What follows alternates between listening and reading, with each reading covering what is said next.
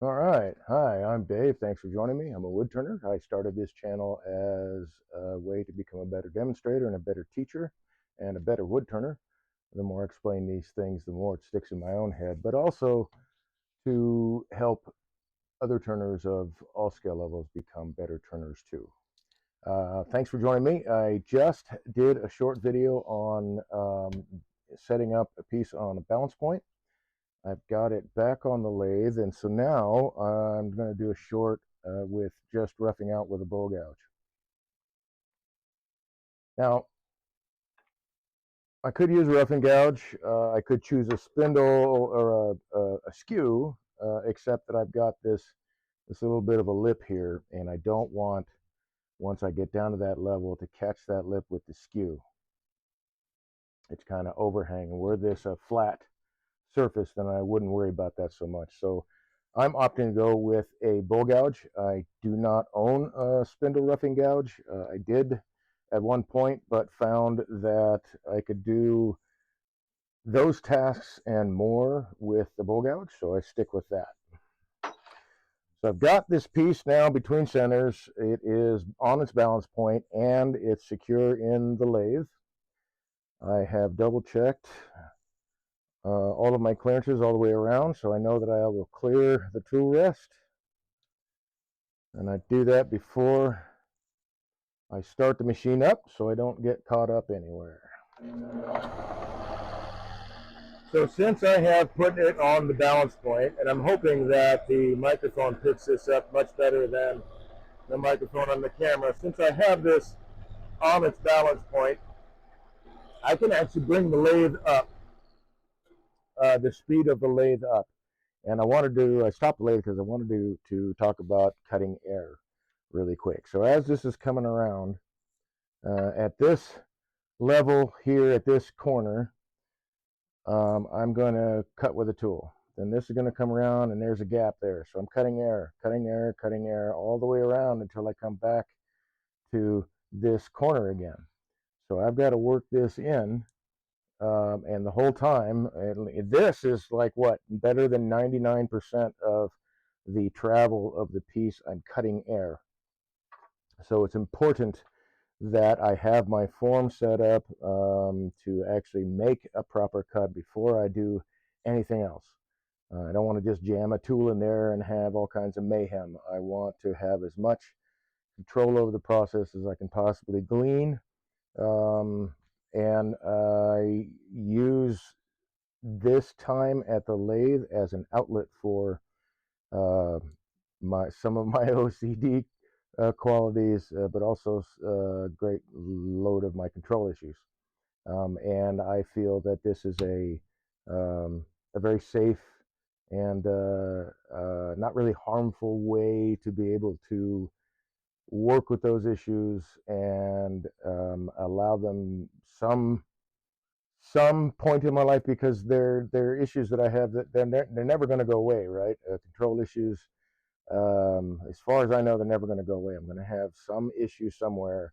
I want to have control of the situation or whatever. This is a safe place for me to do that. I can throw that around all I want to, have as much control as I want, and that helps dissipate a lot of that issue for me. So um, before I ever start the cut, I've got my tool rest set at the right height to begin with. I've made sure before I turn the lathe on that I'm clear. Everything is clearing that tool rest. And then I will find my anchor point on the tool rest and the anchor point on my body somewhere where the handle is right here, which yep, you can see right there. And then I set my bevel in the direction that I want to travel. Now, the bevel on this tool, I'm not going to be riding it. I'm not going to be rubbing it.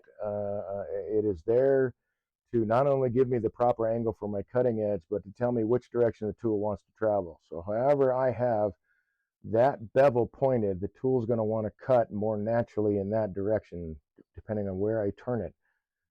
So it is a direction finder, I guess you could say.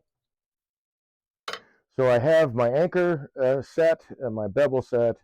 I know that this guy is going to come around right about there. And actually, nah, that doesn't matter. I'm going to be cutting a lot of air anyway. I thought about moving the tool rest in, but I'll do that in a bit as I get this corner knocked down some. So I'll turn the lathe on, and I have, like I said, anchor bevel set. I do the fine tuning of the bevel with this hand. This hand's not doing anything else. I'm using all of the major muscle groups in my body to move this tool. So I don't have to have my hand right on the tool rest.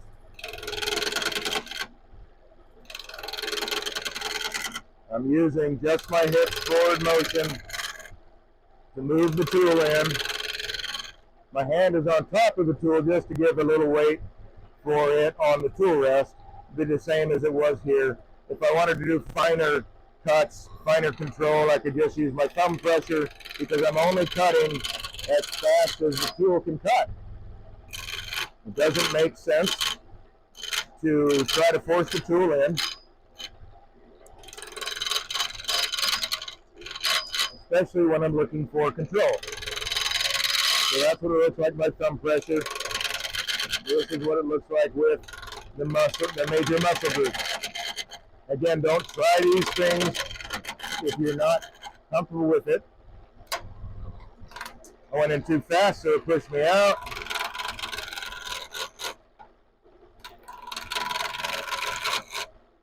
You see that I'm not bumping around on the tool rest. I'm only cutting as fast as the tool can cut through the wood.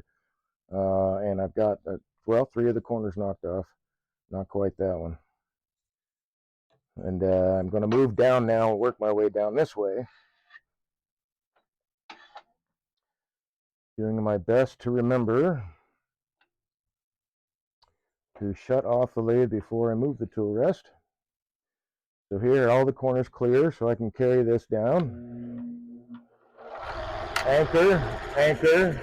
My bevel set in the direction of travel I want to go. I make my fine adjustment with the cutting edge because I'm not engaging the bevel at all.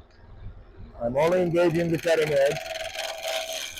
And it's a smooth progression through the cut because I'm only moving as fast as the tool will allow me to move.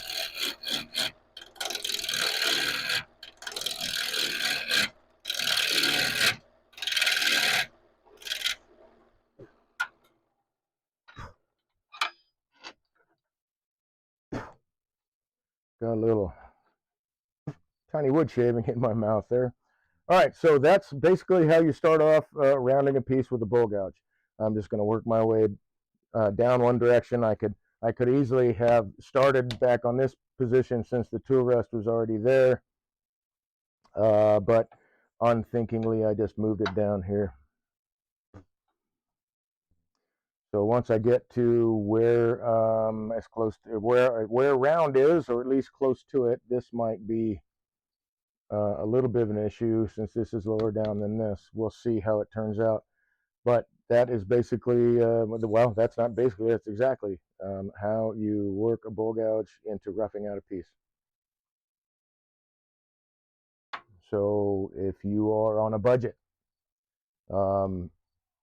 and you can only buy, I mean, like me, I'm on a budget, right? So I can't buy a bunch of tools all at once. I have to buy them every once in a while, and keep in mind that the tools that I have are eventually going to wear out. They're going to see the end of their life, and hopefully I can use that tool steel for something else afterwards. And the sharpening techniques that I use greatly extend the life of my tools. I'm not going in to put a new edge on every time. I'm going in to refresh the edge. So I'm not trying to grind a bunch away. Occasionally, if I'm working on a really piece of hard material, I'm going to have to grind a little bit more away. But as you can see, this is getting close to the end of its life. I'm almost out of flute. But this particular piece of tool steel, which I've used, and clearly I'm using it now, I've used it a lot, is, well, at least 4 years old. I think it's probably a little older. I've got another one. Yeah, I'm going to say that's 4 years old because this is going to be about 5. So you can see that, you know, I've got a little bit more life in this, but I don't have to buy tool steel as often, and that will be another short in the future. So thanks for joining me. My name again is Dave. I'm a wood turner, and I hope this was helpful to you. Thank you for stopping by. See you later.